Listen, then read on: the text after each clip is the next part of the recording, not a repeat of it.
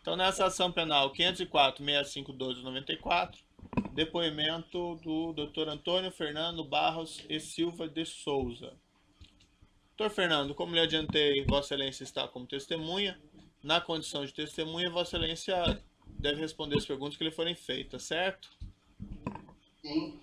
Eu vou adverti-lo apenas por força de lei, o doutor conhece a lei, que se Vossa Excelência faltar com a verdade, fica sujeito a um processo, certo? Dito isso, eu passo a palavra à defesa do senhor Luiz Inácio. Bom dia, doutor Antônio Fernando. Bom dia. Eu pediria a Vossa Excelência se pudesse descrever como é que foi o processo de nomeação de Vossa Excelência para o cargo de Procurador-Geral da República. Eu exerci 2 mandatos. E em ambos os mandatos, a escolha foi precedida de uma lista feita pela Associação Nacional dos Procuradores da República. E nas 2 oportunidades, eu fui o mais votado. Não houve nenhum dado especial em relação a isso. A lista foi encaminhada e houve a decisão de nomeação. Correto. E o presidente da República à época, o ex-presidente Lula, então, nomeou Vossa Excelência como primeiro colocado na lista elaborada pelos seus pares, correto? Exatamente isso. E na verdade, essa medida havia sido adotada na escolha do Procurador-Geral da República anterior a Vossa Excelência, Dr. Cláudio Fonteles, de forma inovadora, correto? Exatamente. Uma lista que era informal, mas que foi acolhida na primeira escolha do ex-presidente Lula e nas 2 seguintes, na primeira vez com o Dr. Cláudio Fonteles e nas 2 seguintes em relação a mim. E na sequência em relação ao Dr. Gurgel, que me sucedeu. Quer dizer, pode-se dizer então que o ex-presidente Lula respeitou a vontade da categoria, a vontade do Ministério Público Federal ou o Ministério Público da União, que elaborou a sua lista e apresentou ao então presidente da República, e essa lista foi acolhida com a nomeação de Vossa Excelência e dos demais procuradores da República durante os 8 anos do governo do ex-presidente Lula. Precisamente isso. Com relação ao meu caso concreto, posso dizer que não houve nenhuma tratativa de outro tipo que não esse encaminhamento da lista. Perfeito. E a deliberação do poder.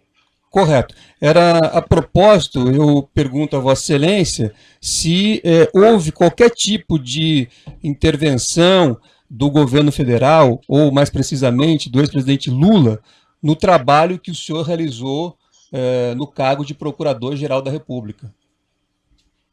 Posso lhe assegurar que não. E posso lhe esclareço melhor, não consigo exatamente precisar, mas em reunião com o presidente no Palácio, reuniões institucionais do Ministério Público, 4 ou 5 vezes, e quase todas elas junto com o ministro da Justiça, se não me falha a memória.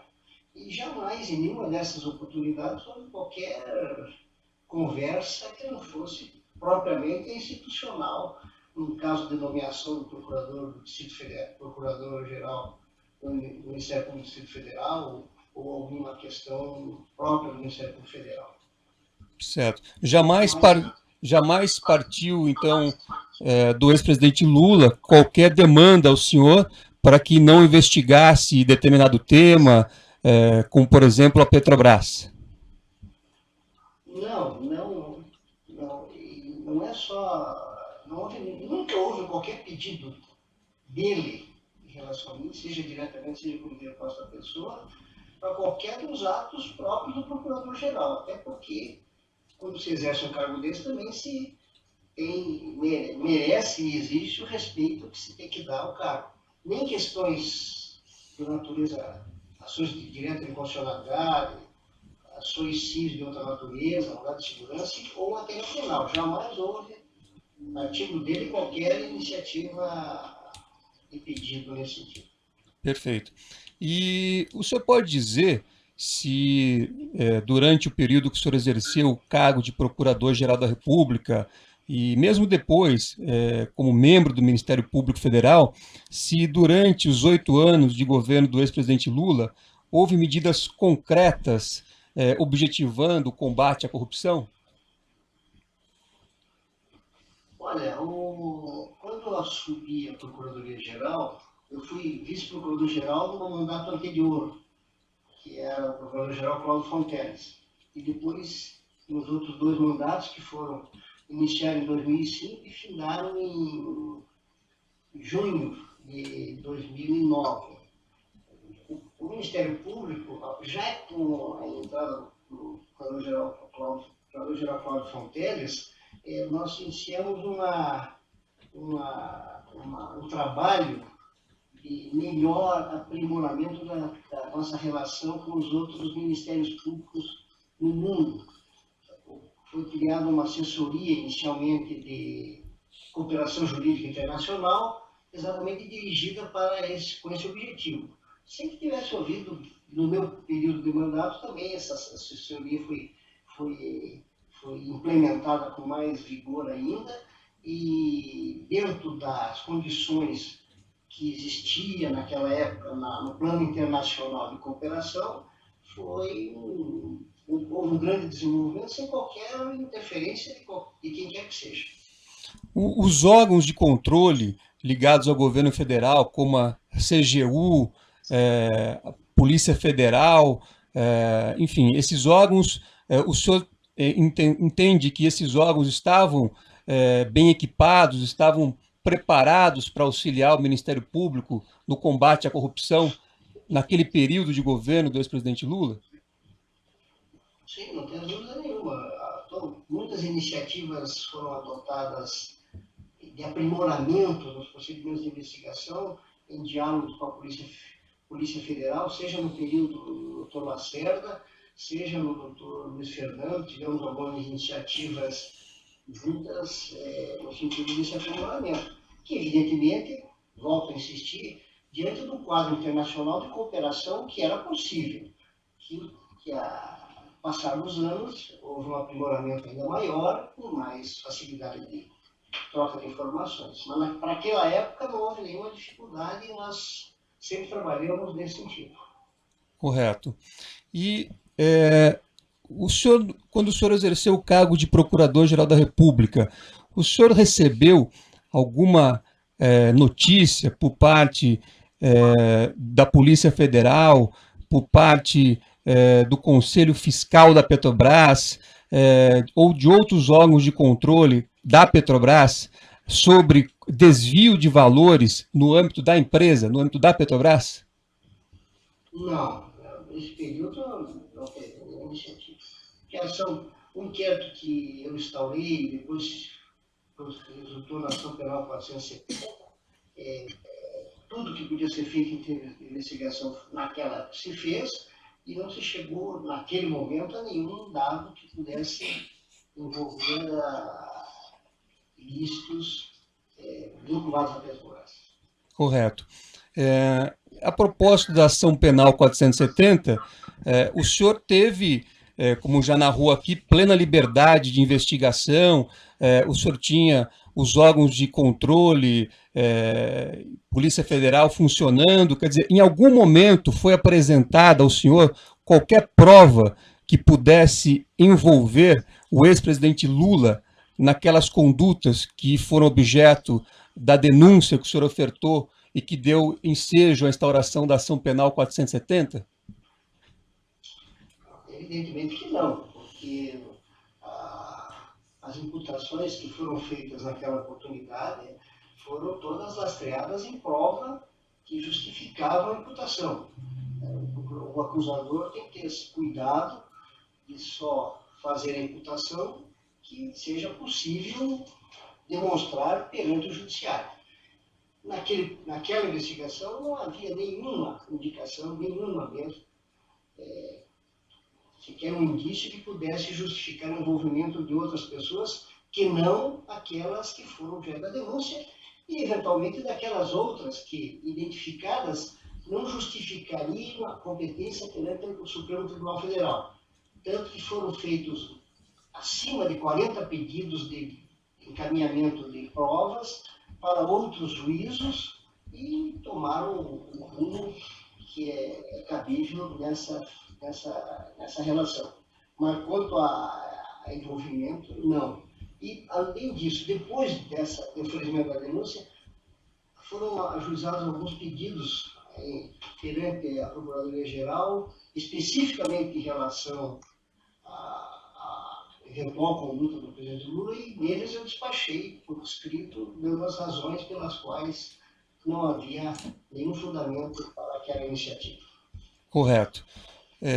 Então, mesmo com toda a investigação, quer dizer, não houve nenhum apontamento que pudesse envolver o nome do ex-presidente Lula, e por isso o senhor não o incluiu na denúncia e nem nos atos subsequentes, correto? Exatamente.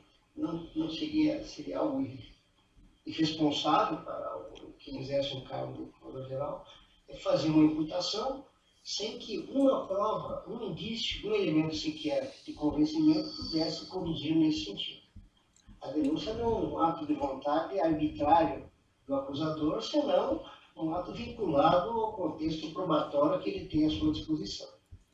Correto. Nessa linha, o senhor deu uma entrevista no dia 17/8/2012 ao portal G1 e disse que processar Lula seria um ato político. Isso decorre justamente dessas colocações que o senhor fez há pouco, ou seja, não havia nenhuma prova, logo o Lula não poderia ser processado, correto? Sim, quando exerci o cargo, eu procurei manter a minha conduta pautada exatamente nesse comportamento. Se tiver elementos probatórios que indiquem a existência de um ilícito, deve-se oferecer a denúncia, ou, se não é o caso ainda, deve pedir abertura de inquérito. Agora, inexistindo, não se pode praticar nenhum ato que somente para comprometer politicamente determinada pessoa. Jamais fiz isso. Correto.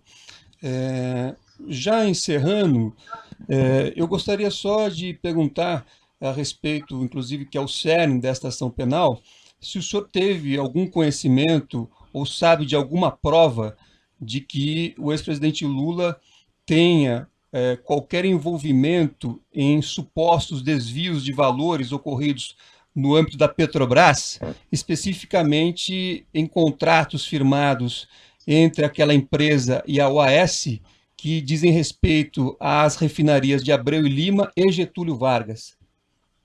O senhor tem conhecimento de algum? Só para eu exerci a Procuradoria-Geral até junho de 2009. E, em seguida, tirei 60 dias de férias e já no início dia 4 de setembro de 2009, eu me aposentei. Então, de fatos que eu tenho conhecimento dentro da Procuradoria, não. E, externamente, eu não tenho, como cidadão, salvo notícia de jornal, eu não sei pessoalmente nenhum fato que possa fazer essa indicação. Não seria testemunha de nada, porque eu não sei. Correto. Eu sou satisfeito e agradeço a Vossa Excelência pelas respostas e pelo comparecimento. Os demais defensores têm alguma indagação? O Ministério Público tem alguma indagação? Sim, Excelência. Bom dia, doutor Antônio Fernando de Souza. Bom dia. Doutor Antônio Fernando, o senhor foi responsável por apresentar a denúncia da ação penal 470, conhecida como Mensalão? Sim. O senhor poderia nos descrever de forma bastante sucinta qual teria sido o esquema criminoso objeto de imputação dessa denúncia? Olha, a denúncia foi feita em 2005. Foi feita, melhor, no início de 2006, porque o inquérito e os atos investigatórios se iniciaram em julho, agosto de 2005. E a denúncia foi feita, se não me falha a memória, no final de 2006. E a denúncia, em me lembro, tem 120 páginas e envolvia um número 39, 38 pessoas. Então, detalhadamente esses fatos eu não tenho na minha cabeça agora, mas basicamente envolvia crimes de corrupção, basicamente isso. Eu Perfeito, não posso lembrar os detalhes. perfeito. O senhor recorda se era objeto dessa denúncia a negociação de apoio político por integrantes da alta cúpula do governo em troca de apoio no parlamento? Esse é uma das descrições fáticas, envolvia isso, envolvia uma troca de favores nesse sentido. Exatamente. Eu não posso dizer com precisão, mas o texto está escrito e eu não teria como, sem nenhuma dificuldade, para lembrar tudo isso. Perfeito. Eu pergunto ao senhor se, nesse contexto da denúncia, também se encontrava a negociação de cargos públicos de alto escalão com vistas a formar uma base aliada. Olha, esse é um contexto amplo da afirmação que se fazia, mas não tenho lembrança assim, de detalhes de quais cargos e como é que isso se processava. A dificuldade é relembrar, a denúncia tem 120 páginas, então eu tenho muita dificuldade de relembrar todas as imputações que foram feitas a cada um deles. Mas, no campo bem abrangente, envolvia também essa questão. Eu pergunto nesse campo abrangente, naturalmente em decorrência dos anos passados, o senhor não recordará das minúcias, mas insisto na pergunta, haja vista a contemporaneidade com alguns dos fatos objeto da denúncia e também para melhor contextualizar aqui a instrução probatória. Se o senhor recorda qual seria a participação do então ministro da Casa Civil, José Dirceu, nesse esquema criminoso? Doutor, eu vou indeferir essa questão, porque é o seguinte, eu tenho um acordo nos autos e o processo é público, né? Acho que não tem necessidade de indagar, a não ser que tenha alguma questão específica que não esteja no processo da ação penal 470. Senão, a esmiuçar aqui o conteúdo dessa ação penal não é próprio para esse processo. Perfeito. Né? Já existe isso nos autos, não tem necessidade de indagar isso a testemunha. Eu indago, então, Vossa Excelência, doutor Antônio Fernando, se o senhor recorda, houve interrogatório do doravante réu pelo doutor no âmbito da ação penal 470, no interesse da instrução da investigação? Previamente ao fechamento da denúncia, eu não entendi o momento. Isso, no âmbito da investigação, da investigação que culminou no oferecimento da denúncia na ação penal 470, o senhor recorda se o então presidente Luiz Inácio Lula da Silva foi interrogado sobre os fatos? Olha, eu não tenho lembrança. Esse trabalho de investigação foi compartilhado. Tiveram me assessorando uma subprocuradora-geral, um procurador regional e um procurador da República. Esses atos de instrução que envolvia ouvido de testemunhos, de pessoas, exame de documentos, grande parte eram feitos por estes. Inclusive, esses membros do Ministério Público acompanhavam também a CPI que estava instaurada no Congresso. Agora, eu não tenho lembrança se houve... Eu com certeza não fiz, salvo se foi pedido informações. Agora, isso teria que ver nos autos, eu não tenho lembrança. Então, o senhor não recorda se houve ou em havendo, qual teria sido a versão apresentada pelo ex-presidente sobre esses fatos? Senhor juiz, eu queria começar com relação à pergunta, porque, evidentemente, como Vossa Excelência mesmo disse, se houve interrogatório ou não houve interrogatório, o que ele disse ou deixou de dizer, isso está no processo, está nos autos. Quer dizer, e é óbvio que a testemunha não vai se lembrar depois de 15 anos, de 10 anos dos fatos, 11 anos dos fatos. Então, eu protesto contra a pergunta, que ela é inteiramente impertinente e pode ser demonstrada por prova documental que está no processo. Doutor Jorge, não necessariamente esse interrogatório pode ter instruído a denúncia, eis o motivo da indagação. Só complementar a questão levantada, na verdade, a testemunha já esclareceu que o ex-presidente não foi denunciado. Logo, ele não foi interrogado. Então, se não houve denúncia contra ele, já está embutido na resposta que ele não foi interrogado. Não necessariamente, doutor. Pode ter sido interrogado, inquirido e não. Certo. Doutor, eu só achei pouco prejudicado, porque a testemunha já disse que não se lembra, né? Perguntei Então, Talvez a segunda questão foi só no sentido de se, embora ele não recorde de um interrogatório, se ele recorda da versão apresentada pelo réu. Mas se ele não se recorda do interrogatório? Não, mas é que ele pode não ter recordado o interrogatório, o procedimento formal de interrogatório. Né? Bom, Excelência, a testemunha já disse que tomou todas as medidas à época para investigar os fatos. Então, é colocar em dúvida o trabalho feito pela testemunha à época, me parece. Doutor, nessas tem mais perguntas. outra pergunta? Se ele não se recorda do interrogatório, não tem como perguntar da versão, né? perfeito. Então eu dou por satisfeito, Vicente. Auxílio de acusação, tem alguma pergunta? O juiz tem 2 esclarecimentos aqui a serem colocados.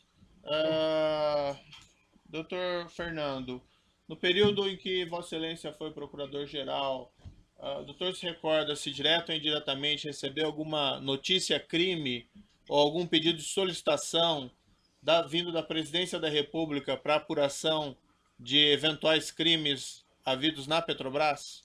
Vossa Excelência me permite colocar Não, protesto doutor. da defesa? Protesto da Doutor, defesa. pode protestar, mas qual que é o Porque protesto agora? O artigo 212 do Código de Processo apenas permite a Vossa Excelência complementar a inquisição, fazendo perguntas sobre pontos não esclarecidos. E Vossa Excelência está trazendo um fato novo, e com isso Vossa Excelência viola o princípio do contraditório, porque é um fato novo sobre o qual nós não podemos perquirir a testemunha. A defesa perguntou se ele teria recebido notícia-crime sobre esses fatos da polícia ou da Petrobras. Então, como isso é um fato novo? Que eu estou indagando Isso é um agora. fato novo? Porque É um fato novo, doutor. Ninguém perguntou sobre notícia-crime do Presidente da República para, enfim, a Procuradoria. Está registrado sua questão e o doutor está Fica o equivocado e protesto está da defesa, indeferido. Porque a pergunta de Vossa Excelência viola o princípio do contraditório. Não, doutor, não viola nada. Viola na interpretação da defesa, que não faz nenhum sentido nesse caso. Porque o artigo 212... Está indeferida a permite questão Vossa de Excelência ordem. formular esse tipo de Está pergunta. indeferida a questão de ordem. Já coloquei. Certo? Pois é, mas Vossa Excelência impõe... Doutor, está indeferida a questão de ordem. Uma equivocada. Doutor, vai continuar falando até o final da audiência? Olha, enquanto Doutor for necessário Antônio. para o princípio da ampla defesa, eu vou continuar falando isso. Doutor Antônio Fernando, como eu indaguei, algum momento durante a sua gestão, o doutor recebeu alguma notícia-crime ou solicitação da Presidência da República para apuração de crimes havidos na Petrobras? Só antes de responder, só um esclarecimento que talvez em relação à pergunta anterior, porque o critério que eu adotava, como também o Dr. Cláudio adotava, em relação a representações, em relação a autoridades, senadores, deputados, ou ministros, sempre que recebia uma representação, eu fazia um encaminhamento por ofício pedindo informações. Então, pode ser, eu não tenho certeza, de que isso tenha acontecido naquele caso em relação ao presidente. Só para dar esclarecimento, mas eu não tenho absoluta certeza. Em relação a qual caso, doutor? Desculpe. A questão anterior, saber se foi inquirido, não foi, se o presidente Lula foi Ah, inquirido sim. ou não. Perfeito. Eu só digo, pode ser que eu tenha adotado esse procedimento, não tenho certeza. Mas se tiver, está lá nos autos. E com relação à pergunta de Vossa Excelência, não tenho lembrança. Mas todos os procedimentos que ingressavam na Procuradoria eram autuados e eram objeto de um despacho positivo ou negativo ou de alguma providência. Não tenho lembrança de que tenha oriundo da Presidência da República um pedido nesse sentido. Não tenho lembrança. Alguma notícia-crime ou solicitação no sentido, por exemplo, de eventuais suspeitas de acertos de propinas em contratos da Petrobras? Eu não tenho lembrança, mas o que me ocorre assim, com mais firmeza é de que não teve. Mas faço essa ressalva. Se teve, foi objeto de alguma manifestação expressa nesse sentido. Relativamente a esses fatos que foram objeto da ação penal 470, o senhor, Vossa Excelência, chegou a ter na época alguma solicitação verbal ou por escrito ou algum incentivo por parte da Presidência da República para que fossem apuradas as responsabilidades sem qualquer espécie de receio? Volto a insistir que eu não que disse, nunca houve conversa seja com o presidente da República, com outras pessoas, sobre as minhas atuações. Nunca houve. Então, nem sugestão de fazer, nem de não fazer, não houve nada. Eu agi com o apoio de 3 membros da instituição, que davam apoio também junto à CPI, e me municiavam com o material que era colocado, que era obtido lá. Mas não houve nenhuma tratativa com ninguém, nem com o presidente. Então, era esse esclarecimento do juízo. Eu declaro encerrado, então, o depoimento do Dr. Antônio Fernando Barros e Silva de Souza. Pode encerrar a gravação.